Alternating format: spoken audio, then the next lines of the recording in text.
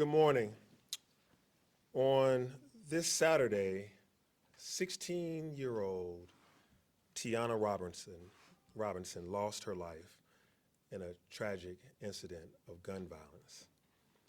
15-year-old Italia Wilson was also shot in the shoulder, but thankfully, after being treated at Grady, she's already at home healing. I spoke to both sets of parents the very next morning, and I was able to talk to and console the parents of Tiana Robinson as well as the parents of Italia Wilson. We're grieving right now with the family of Tiana Robinson. I was able to talk to them. They live in Riverdale. Tiana attended North Clayton High School, and they came to Piedmont Park just to have fun for the weekend. I spoke to Italia Wilson's mother, and they live in Norcross in Peachtree Corners, north of the city. And she and her sister came to Piedmont to just enjoy a day at the park. This shooting occurred at Piedmont Park. On one side of the park, where we had there was not a festival going on this side of the park. On one side of the park, earlier in the day, there was a festival taking place. It was a permitted festival by the city's standard permitting process. This event was all day, and under city code, it required a minimum staffing ratio of one sworn police officer for every 1,500 attendees. At its peak, this event had 1,200 people coming and going throughout the day. There were a total of 11 sworn officers, 12 private security personnel, and 2 medics were on site. APD was proactive in advance of this event, as well as the organizers of the event. The shooting that took the life of Tiana Robinson and injured Italia Wilson, that shooting occurred more than an hour after the event closed, and it occurred in a totally different part of this massive park. So APD is actively investigating this incident, looking at all the cameras in the park that are available, as well as body-worn footage and other footage that they will be able to talk to you about in a little bit, more about the investigation. The Crime Stoppers Award for anyone, hear me, Crime Stoppers reward for anyone with information about this incident is $15,000. If anyone under the sound of my voice has any information about this incident, please contact Crime Stoppers. You can even remain anonymous. Please give us any information that you have about this incident. And on the screen, you can see how to contact Crime Stoppers, 404-577-TIPS. Please contact Crime Stoppers, and you can give some information, and the reward currently is $15,000. So I want to be clear about more than just Piedmont Park. Crime has been down in our city, and we have not had a weekend like this in quite a long time. 4 years ago today, there were 48 homicides by this time of year. This year we are at 17. Now let me be clear, one homicide is one too many. But there were 3 times as many homicides 4 years ago on this date than there is today. We had a culmination of Easter, 404 weekend, as well as 8 school jurisdictions all having spring break at the same time, which meant that we had lots of visitors to our city. And some folks decided to turn their disagreements into violence. There were shootings, of course, I mentioned at Piedmont Park. There was one on the back alley in Edgewood area. one on Campbellton Road that affected 4 young people attending a birthday celebration. And there were others, including a lot of incidents that were intrapersonal and domestic in nature. Even 3 self-inflicted gunshots to people injuring themselves accidentally. And so our concern is for the whole city and the elimination of the root causes of crime for the entire city of Atlanta. We've had incidents this weekend that people with guns should not have had guns, and incidents where people have injured family members on purpose or accidentally, and of course, this very high-profile incident that occurred that led to the death of Tiana Robinson at Piedmont Park. This weekend, again, was the culmination of 8 Metro Atlanta school systems having spring break, which meant 600,000 youth are out of school looking for something to do last Friday afternoon throughout this week. And so our office has been working diligently to ensure our youth have safe spaces to enjoy spring break. We increased the hours of time that you can come to the Department of Parks and Recreation's, our recreation centers, as well as our At Promise centers, and a number of other places. You can go visit them and know where you can take your child at atlyearoftheyouth.com, www.atlyearoftheyouth.com, or just go to any rec center and they can tell you how to sign up for activities and even Teens After Dark programming that goes into the night. We have lots of activities for our young people during this time. APD is increasing their patrols, and they will bring charges to parents and caregivers of minors who are violating our curfew. Hear me clearly. APD is able to bring charges to parents and caregivers of minors who are violating curfew. Again, one life lost is one too many, but we will ensure that our parks and our entire city will continue to be safe for residents and visitors alike. Again, but let me be clear, Atlanta hosts events every single day. Piedmont Park hosts on average 180 events every single year on average. And that's mainly during the spring, summer, and fall. There aren't many events in the winter. So every other day or even more, there's an event or festival of planned activities that's large scale at Piedmont Park. 985 events since 2021, and those are just the sanctioned events, let alone the people that just come to the park. The work to keep Atlanta safe continues, and we are studying the event, the overall 404 day, the overall spring break, the overall weekend, all of the individual planned events. And as we do with all events, we will determine what, if any, lessons could be learned and improvements that could be made. But let's be honest, there are too many guns on our streets and in the hands of too many people who should not have them in too many places that they should not be. And so over the next few weeks, as part of our upcoming budget, we will be asking the Atlanta City Council, and we're joined here today by Atlanta City Council President Marcy Collier Overstreet. We will be asking the City Council to provide additional resources to continue our support of youth engagement activities, to improve our neighborhood health, and to attack the root causes of crime. We will ask the council to expand the work of the Office of Violence Reduction.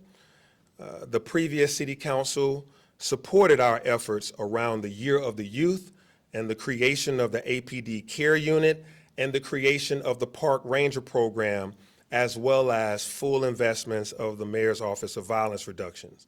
And these are what led to a significant drop in violent crime across our city, to where today we're sitting at 17 homicides versus 48 just a few years ago, and even 25 last year.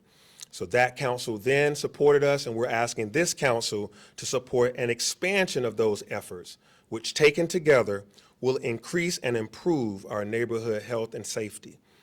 This weekend, thousands of people celebrated our city and spring break and Easter in a very peaceful manner. We had 54 events across our city that were listed, some planned and some permitted, but 54 events. In every single zone, we had almost double-digit events in our city. Yet, a handful of individuals made some terrible decisions, some of which were deadly. And I want to thank the men and women of the Atlanta Police Department, Atlanta Fire Rescue, E911, EMS, and the wonderful staff at Grady Hospital for their commitment to safety of the people of Atlanta. And I also want to thank the thousands of residents and visitors who celebrated and had a great time this weekend in our beautiful city, and to the small businesses that hosted events for whether it was spring break or 404 celebrations. So now I will turn it over to Chief Tyus, who will give more details about the particular incidents and the ongoing investigations, and then I will return to answer questions. Chief Tyus. Thank you, Mayor. As the mayor said, we had a very busy weekend, very difficult weekend this weekend as it relates to violence in the city. We saw violence play out in many quadrants of the city, but as the mayor said, a lot of those incidents were beyond the control of the police department. 3 of those incidents were self-inflicted gunshot wounds where all 3 of those individuals probably shouldn't have even been in possession of a firearm. We had a 59-year-old male who shot himself in the leg with a firearm and then was less than truthful with the police and said he got robbed. We had an 18-year-old male who was committing a Cash App scam with an individual, and as he's running away, his pants fall down, he grabs his pants, and he accidentally shoots himself. And, you know, we also had the tragic incident of the 3-year-old who's killed inside of an apartment at 12 at night, left there by the parent who's trying to go to work and make a living, leaves it with a 70-year-old babysitter, and somehow that 3-year-old ends up with the gunshot wound to the head. And then we have an incident in Zone 6 where we had a father and a son who get into an altercation, and the father tells his son he's going to shoot him because his son has a drug addiction problem, and the father follows through on that and shoots that son. Those incidents, the Atlanta Police Department really cannot control. But let's be clear, the ones that we can control, we will come after those people.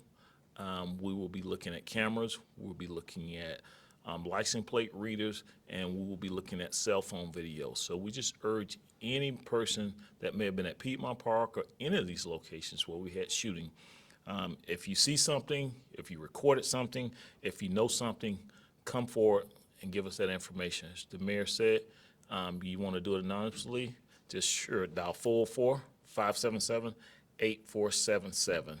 And let me be clear on that. We are going to continue to come after these people. Accountability is coming in all of these cases. I will stop right there, and I will let Major Malecki come forward and just kind of give us some particulars on the incident at Piedmont Park. Good morning, everyone. I'm Major Peter Malecki. First of all, thank you all for being here. We can't get this message out without our partners in the media. So as the mayor and Chief Tyus said, we are conducting an investigation. This started around 9 p.m. on Saturday.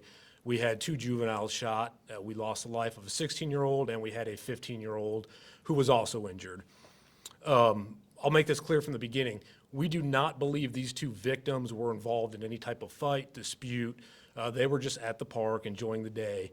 We do not believe that they were intended victims. We think that once gunfire broke out, they were inadvertently struck by several of those rounds of gunfire. What we know right now, we do believe there's going to be potentially 4 individuals in the park that discharged a firearm. We believe those individuals were spaced out throughout the park, possibly coming from 3 different locations. So we're not even sure at this point if they were shooting at a specific individual or just began discharging those firearms. We have begun the process of going through hundreds of hours of video, and this is where we're going to ask for some assistance from the public. With that $15,000 reward, we are asking if anyone has information, whether it's they heard something, they saw a dispute, they saw an individual with a gun, they saw individuals leaving in a particular vehicle. All that information will be valuable as we move forward in this investigation. So at this point, we are still in the very preliminary steps We have a lot of work to do, but we're certainly very faithful that we'll be able to pull this through and hold those individuals who discharged a weapon in that park accountable. Now we'll start with questions. I'll bring you Start up. here on this side, Univision. So with the FIFA coming up and all these events, do you guys have like a plan to increase the security measures so this doesn't happen in this type of event? Yeah, absolutely. We prepare for every day to try to make sure that Atlanta is safe for residents, for visitors. Of course, that includes major events like FIFA World Cup. It includes every single day. During this weekend, we had Atlanta United matches. We had events at State Farm, had concerts at Tabernacle, at Center Stage, at Downtown. We had a parade. We also had Underground. We had South Downtown. We had events all over the place that were actually safe and planned with APD's protection and involvement, as well as the Parks Department and so many others. So we plan and work together with everyone. As FIFA comes, we will have added security, particularly in the downtown space and the space around the Mercedes-Benz Stadium and downtown. There's a safe zone, a clean zone, if you will, that you have to be badged to be allowed in, et cetera. That is all planned out with the FIFA team, the Atlanta Sports Council. But even while FIFA is taking place, there's still an entire city we will be protecting. So APD has a plan that covers every zone, as well as the zone downtown around FIFA. That plan has been put in place over the last year and working with our partners at the GBI, FBI, Georgia State Patrol, and regional partners. We're going to be bringing in additional law enforcement agencies, whether it's Cobb County, Clayton County, Fulton County, and a few others are going to be helping us to add to that. We will have mounted patrol, which are our horses that are able to see over crowds.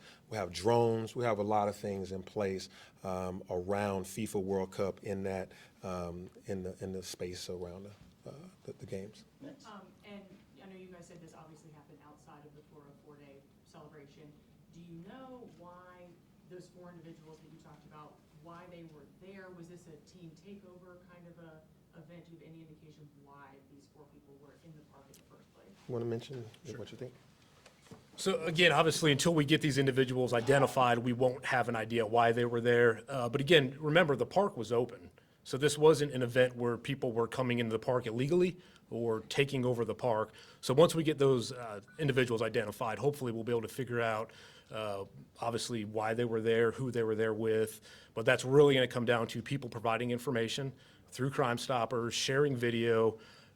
Any bit of information will hopefully get us to that point where we can answer that question.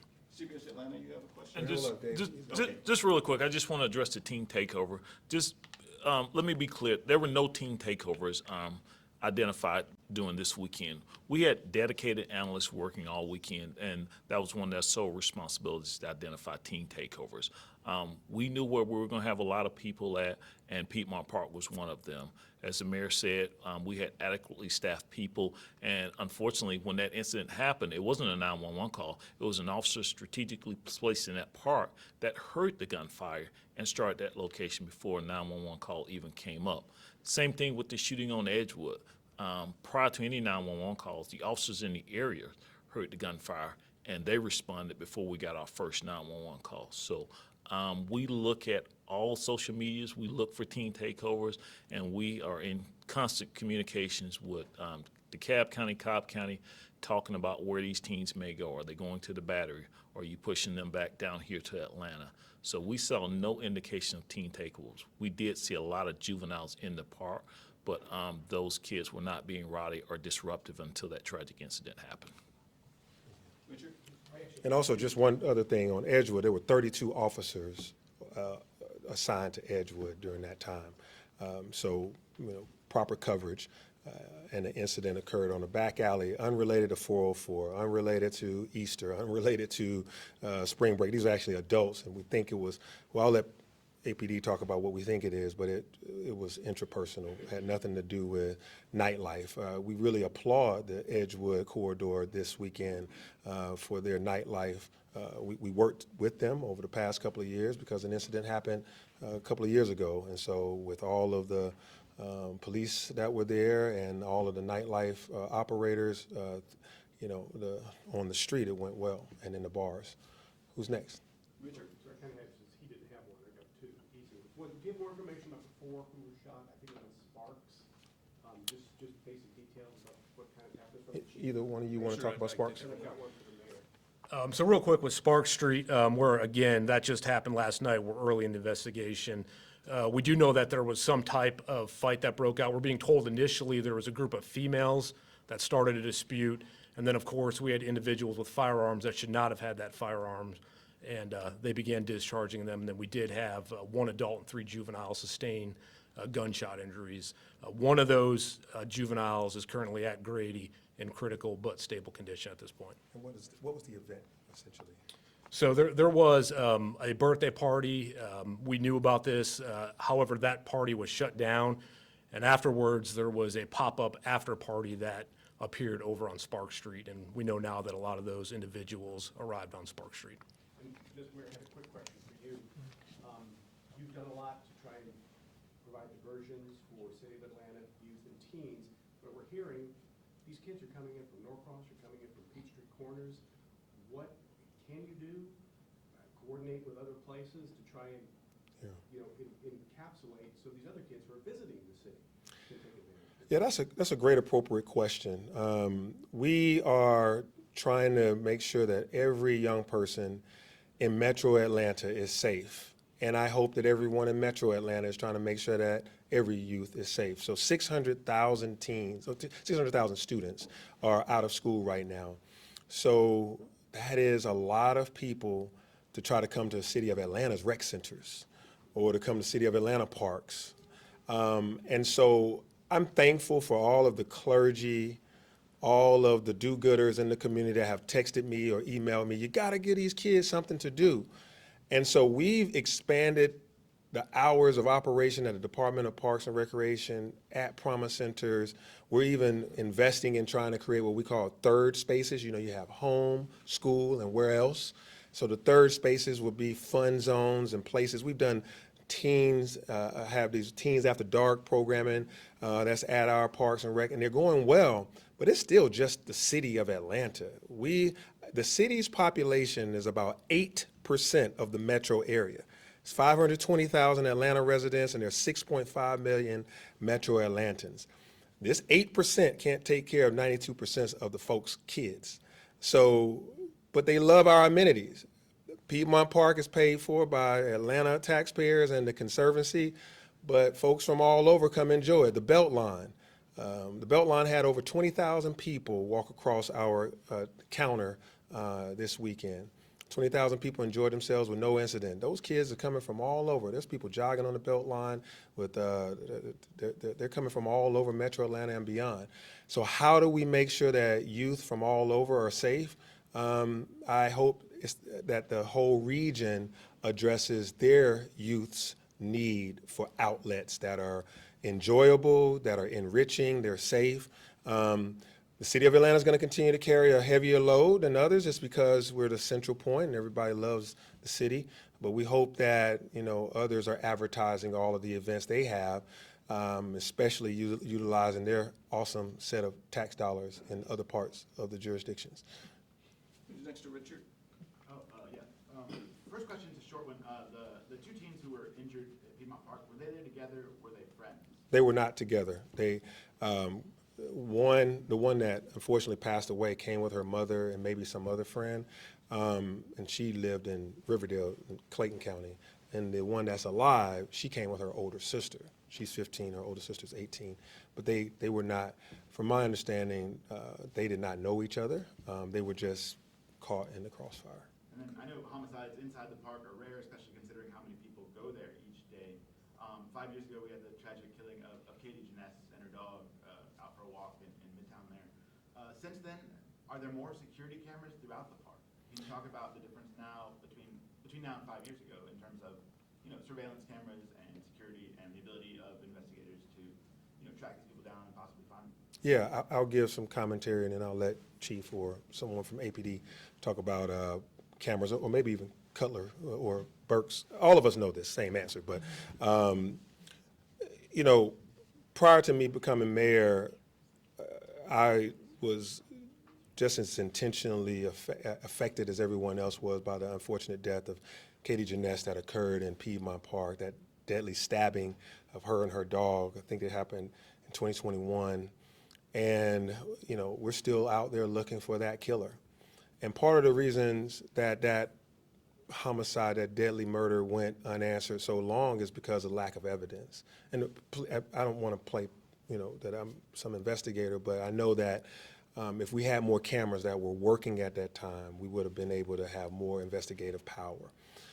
So, you know, shortly thereafter, we put all the tools in place, working with the Parks Department, working with the Conservancy, working with APD to make sure we got all those cameras operable. They were old technology, getting all that technology be modernized so that incidents of any kind of incident, you know, can be resolved sooner. Since that time, we've had hundreds of events every year at Piedmont Park, 180 on average, and no incidents of violence. There was one in 2023. So all this time, we haven't had much until this weekend. So we're thankful that Piedmont is a safe place to go. Unfortunately, this weekend we had this one incident where these folks made this terrible decision. Piedmont Park is everyone's park, and I'm thankful for all the emails I'm getting from Midtown neighbors. I hear you, I see you. I'm interested in the safety of Piedmont Park, which is why it's been majority safe over the past 4 years, and why we've gotten cameras up and on, and also why I'm concerned about the whole city. So the outrage that any neighbor of Midtown around Piedmont feels, I hope you have that same outrage for whatever happened on Campbellton Road and whatever happened in Edgewood and whatever happens across our city. Outrage about violence should go to every community, not just around Piedmont. We're going to continue to make sure Piedmont's safe. It's one of our crown jewels, and we do a lot of events there. And yes, the cameras are working. Anybody want to speak to that, Ms. Burks? Oh, I did. Okay. Cameras are working. Next, you have anything? Go ahead, ma'am. Hi, yeah, we have a couple big events coming up, you know, Jazz Fest, the Atlanta Symphony, different things. Are you guys changing anything in response to this? I know you don't know why they were there, but just in terms of security or that 1 to 1,500 people ratio, when you hear that versus 32 on Edgewood, I think a lot of people are just wondering where the resources are going, if something should change. Yeah, I'll start with just a policy answer, and then APD can talk about any modifications they'll make for large-scale events. And yes, you're right. Atlanta Jazz Festival, 3 days. Symphony's coming, Dogwood Festival. This is stuff that we have every single year that's awesome. A lot of people come there. The policy, we'll be talking to council about it to see if that's enough. We'll be talking to special events folks to see if that's the appropriate amount. Most of the time, APD encourages those event promoters as well as the special events team and parks to go beyond what the required number is.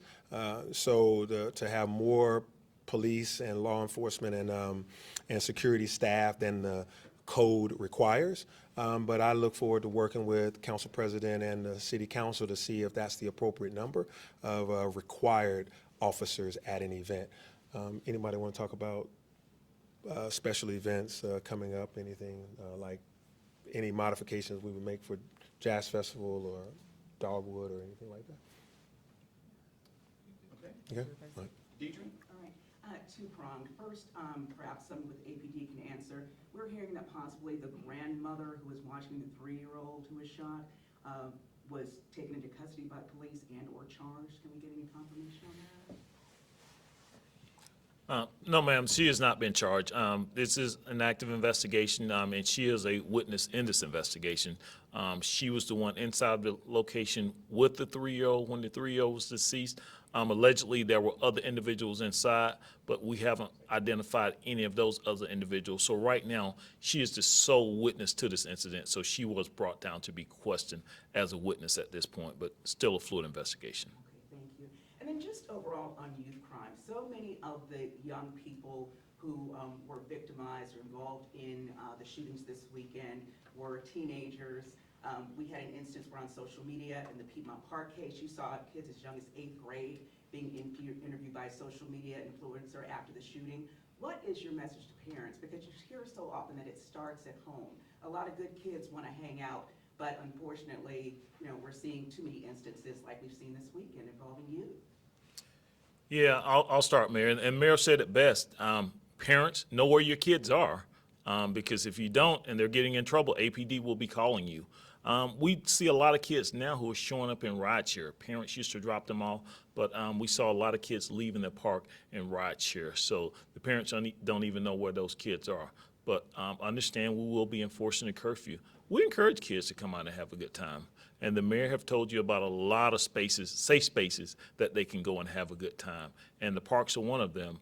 But if they are out past curfew or they're doing something unlawful, those kids are going to be detained, and those parents are going to be charged with curfew violations. So parents, we just send a message to you saying, know where your kids are before APD calls you. Yeah, Chief said it accurately, and I mean, I'll add to that.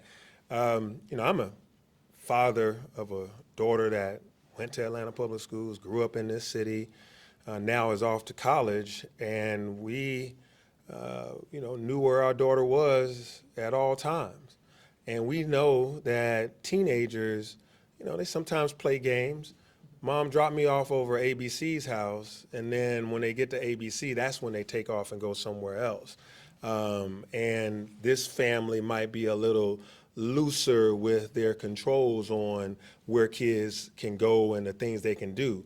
So drop me off over his or her house, and then once we get over there, we know that mom and dad is at work, or that mom and dad is gone to the game. And so we got 3 hours to play around, et cetera. I want you to know where your child is at all times. I want you to know where your child is. You know where they are going, where they could potentially go, have a cell phone tracker, be able to, don't allow them to just go Uber anywhere and you not pay it any attention.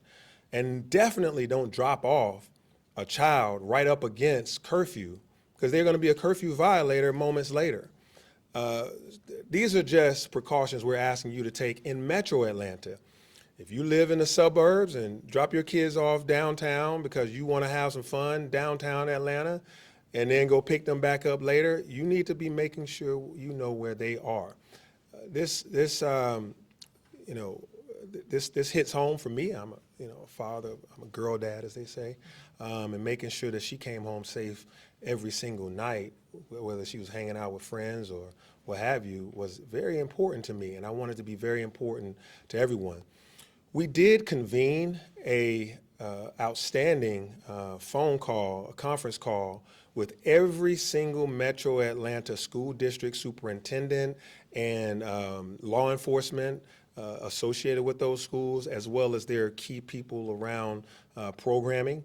We had a great set of phone calls about 2 or 3 weeks ago about planning and trying to make sure that when spring break occurs, that you get out your messaging to the families about safe spaces in their communities. For the most part, that did proliferate.